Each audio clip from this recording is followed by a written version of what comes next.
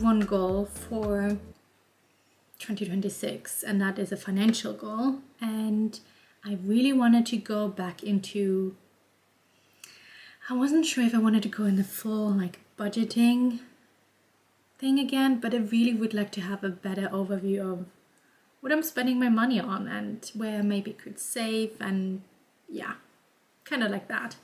And I have like automatic savings, so I save money every month anyway, but I thought I could be a little bit more mindful. And I really love the Budget Mom. A few years ago, I followed it very religiously.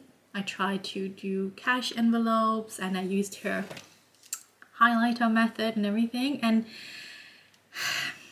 it was just so overwhelming because you also had like all savings challenges, and you had to do so much analyzing after the week was done or the month was done, and like planning all out what paycheck you use for what kind of, it was just a lot. And now I still really like her and what she's teaching, and I thought like, okay, maybe we just have to simplify it a bit and do just the things that are really are helpful, and the other things we can just let go. And I got this Every Little Bit Counts Budget Planner by Erin Condren. It actually starts very simple. It has like a check-in and some big picture financial goals that you have for the year. You have an annual spending tracker, and in the back you also have like some spending, debt tracker, special occasion budget trackers. But the main part is like the monthly part here, where you have like financial dates and deadlines, this month's financial goals, a big picture overview. And that is very interesting because it's not like for example, in a Budget Mom, you have like, you say in the category what you budget, and then later you write down what you actually spent. Here you can only do one thing. You can either budget, or you can use it as like a spending overview at the end of the month, because they don't have two columns for it. And I don't know if that's on purpose, but I realized that I don't really like to have these budgeting categories. I kind of rather want to see back and see, okay, what have I spent? What could I work on next month, without like having like rigid budgets in every category. I mean, as long as I'm stay in my monthly money that I have, that I can spend, I don't feel like there's so much value for me to have budgets in every category. And that's something that is different to the Budget Mom, who's very clear on that. And then they have like weekly spending trackers, and I would say that's about it. Yeah. So there's not much more in it. So I mean, just by having this planner, things will get a bit simpler because there's just not so much to fill out. And I'm gonna try to find a way how to use this planner with the Budget Mom. I definitely want to do the highlighter method. And I think because this is a undated planner, so you can start it whenever you want. And I thought I rather want to use it from the day I get my salary to the next in the month, instead of like a monthly one. So that's something I maybe want to do differently. And I mean, I have now the first period of this year where I finished when I got my first paycheck, and then I had the period after that. So I could actually now write down everything that I spent. So I have my first overview for this year. And then I can decide what I want to focus on with the next paycheck period.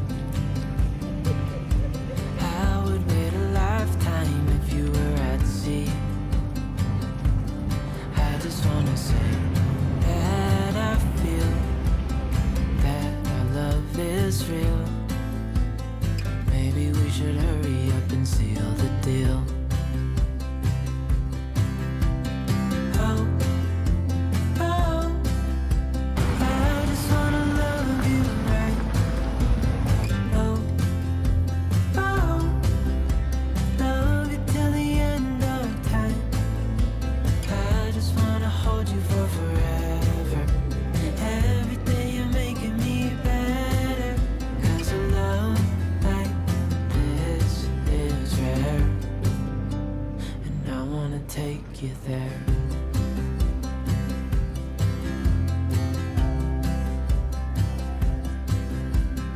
I would give it all away to do it all again. Make our love a story that would never end. Never thought I'd feel so alive, looking in your eyes. I just wanna love you till the day I die. Oh, oh, I just wanna love you right. Oh, oh, love you till the end of time. I had a lovely time at the cafe and also at the library. In the cafe, I tried like I think it was like a chocolate mousse cake thing. It was very rich and I mean, it tasted good, but I probably wouldn't order it again. But it was really impressive how it looked like and the details, and it was a good one. And it was also nice to meet somebody new.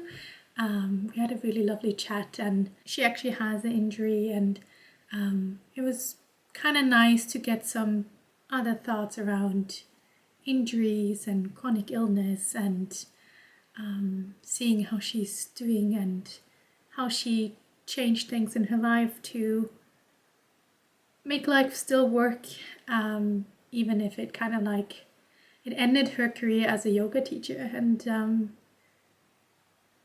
I mean, that's really sad. So yeah, it really gave me some different insights and definitely things to think about. And then I went to the library after that. So I think, are you ready for a little library haul? Let's see. Okay, I have 4 books, and one we have to throw out right away again. But the first one I wanted to have for a while because I have read it several times, and it's kind of like how my whole mini habit journey started, and that's the book Small Move, Big Change, Using Micro Solutions to Transform Your Life Permanently by Caroline Arnold. And yeah, as said, I have read this book several times, and she's not like a behavioral expert or psychologist or whatever. She just changed her life with like really small things, and making small, as she called them, micro solutions. Something, for example, putting your key in a different place, or she has several ones around food, how to eat. She lost weight with just like having very small of these habits, and she has used them in different life areas. And I really liked how she's going really into detail. What are kind of like problems you could have with it, what you can expect, where you have to tweak it, and yeah, very, very like positive, and you've got this, and you can't fail on this. So that's a very uplifting book. This book by Deepak Chopra, Reinventing the Body, Resurrecting the Soul, was on my list for several times. I already brought it home, but then I decided not to read it. I didn't have time, whatever. Yeah. Now I read that he is in the Epstein files. So I'm like, you little fucker. I mean, I read some emails where he asked Epstein to bring his girls, and I'm like, oh, I really like this book. Obviously, it doesn't belong to me. It belongs to the library. I really would like to destroy it. I really just want to throw it away or do something to it. Obviously, it's not mine, so I can't do that. But I think I will definitely do something to the book, maybe writing somewhere that he's in Epstein file, so that the next person who reads it is aware of that. Or maybe I just hide it somewhere in the library so nobody can find it. something has to happen to this book. What an awful, awful man. Oh, yeah, okay. The aggression is out. Let's go to the next one that is perfectly You're a Badass by Jen Sincero. And I have to say, I've never read the book, but I have listened to it when I had an Audible subscriptions a few years ago, many years ago actually. And I remember she was also narrating it, and it was a very like uplifting book. So I think we can just start with that again. And then very fitting to my lifestyle currently is this book in Norwegian. It's called Slow Tilbake til hvilepuls by Annette Rikardsen. And she's a psychologist and author, and she has kind of like, she went to Costa Rica and really saw that how this slow life has done something to her, and how she wanted to bring that into her stressful 2 children full-time job life. And I'm really curious what she's gonna talk about, how you can bring that to your daily life. So these are the 3 books I'm gonna read. I've already started with that one, and this one is here on my nightstand, but then I often don't read so much before I go to bed, so maybe we have to make it a habit, because I really would like to read all of these. Yeah, probably now in February. That would be cool. And I think with that we can end the vlog here. I hope you had a wonderful time joining me, and I hope it inspires you to take care of yourself and do the things that you enjoy. And I guess I see you hopefully very soon. Have a wonderful Sunday. Bye.